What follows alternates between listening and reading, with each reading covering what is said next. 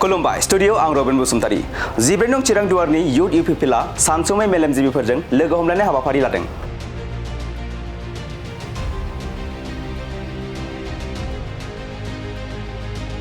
नंगौ 14 नं चिरांदुवारनि सिंनि युथ इउपिपिएलनि सानसुमै मेलेमजिबिफोरखौ लानानै मोनसे लोगो हमलायनाय हाबाफारिखौ इएम रनजित बसुमतारीनि हेफाजाबाव मेहेरगोनाङै खुंफुंलाङो। बे हाबाफारियावनो बाहागो लानानै फैबाय थानाय बिसायख'थियाव इउपिपिएलआ देरहानानै हारसिङैनो सरकार दागोन होननानै खौरांगिरिफोरनि सिगाङाव फोरमायो बिटिआरनि मावफुं सोद्रोमा रनजित बसुमतारी बिथाङा।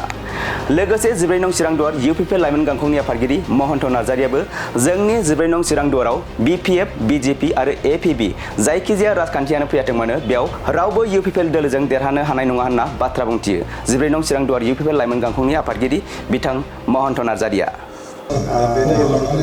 14 नं चिरांदुवार ब्लक इउपिपिएल दोलोआ दिनैनि दिनाव 40तानि गेजेराव बयनिख्रुइबो साबसिन मोनसे बियाब जानानै दङ। नंखायनो जोंनि इयुथफोरखौ बा जोहोलावफोरखौ लानानै बिनिख्रुइ गोख्रोंसिन मावनो हानायनि आरो गुबुन गुबुन समस्थियावबो बिनि इम्पेक्टखौ खोख्लैनो हानायनि सायाव जोङो सावरायलायनाय जादों, टेबल टक खालामनाय जादों। गासैबो इयुथफोरा बावहाय बाहागो लादों। जोंनि थांखिया जादों 40टिनि गेजेराव 40थायानो इउपिपिएल दोलोआ देरहानांगौ आरो जोंनि बे देरहानायखौ 14 नं चिरांदुवार ब्लकनि इयुथफ्रा दैदेननांगौ। बे बेलायावनो इनकारेज होलायलायनानै सावरायलायनाय जादों। ओरैनो इयुथफ्रा बहुत स्ट्रं, खिन्थु गायनाय फुनाय सम फैदों, गावबा गाव बयहाबो बिसि फिसा दङ। नंखायनो किसुमान समावहाय बिथांमोना मावनाय दांनायाव नुजाफैजोबनो हाया। थेवबो बिथांमोना लजिकेलि, इमसनेलि आरो गावनि जा प्रिन्सिपल बा जोंनि जा पार्टिनि जा कनस्टिटिउसन बेखौ संदाननानै जेब्लायबो पार्टिनि थाखायनो गोसो मोदोम जिउ होना मावबाय थादों। जोङो 40तानि गेजेराव 40तायानो देरहानायानो कनफार्म। बेवहाय मोननैसोल' बियाबा जोंहा मोनसे एसे दाव दङ। बेखौबो जों खोब गोख्रैनो जोङो माबा खालामगोन। एसे एनैल' जों बेवहाय माने 50-50 नेक टु नेक जोंना कन्टेस्ट जागोन मोननै मोनथामसोआव। खिन्थु जोङो 40तायाव 40ताखौनो देरहागोनखौ दिनैनि दिनाव लादों।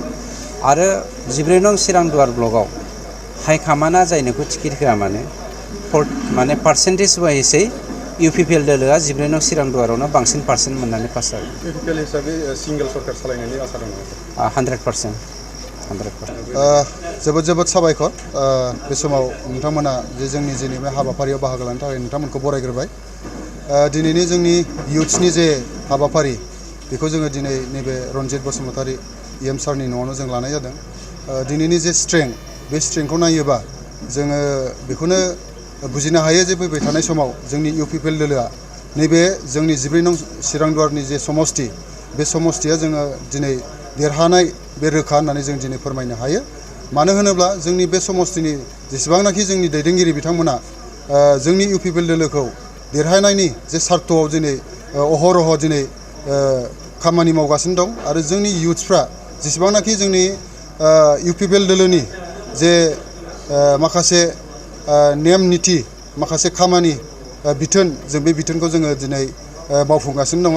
आरो जों आसा खालामो फैबाय थानाय समाव जिखि थासारि फैया मानो नैबे जोंनि 14 नं चिरांदुवार समस्तिया रोखा होननानै जों दिनै बुंनो हायो। 14 नं चिरांदुवाराव जुदि इउपिपिएलनि बिजाथि होयोब्ला देरहानायनि सावगारिखौ नोंथांमोना इयुथ हिसाबै माबायदि नुदों? बेखौथ' जोङो बिराद सारप्राइज होननानै जों साननानै लायो।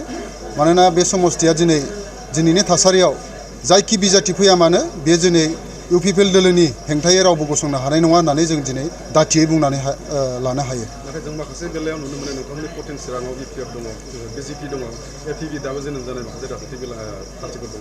बेनि बेलायाव माबायदि कन्टेस्ट जाथावथाव? दिनैनि थासारियाव जोंनि बे 14 नं चिरांदुवार समस्तियाव बिपिएफनि जे थासारि, बिजेपिनि जे थासारि, बेयो जेबो जोंनि समस्तियाव इउपिपिएलनि अनगायै जेबो फेक्टर नङा होननानै जों साननानै लानो हायो। आरो दा जिखिनि एपिबि जे गोदान राजनितिक दोलो जोनोम जादों, बे राजनितिक दोलोआ जोंनि समस्तियाव जेबो गोहोम खोख्लैनो हानाय नङा होननानै जोङो दिनैहाय बुंनानै लानो हायो।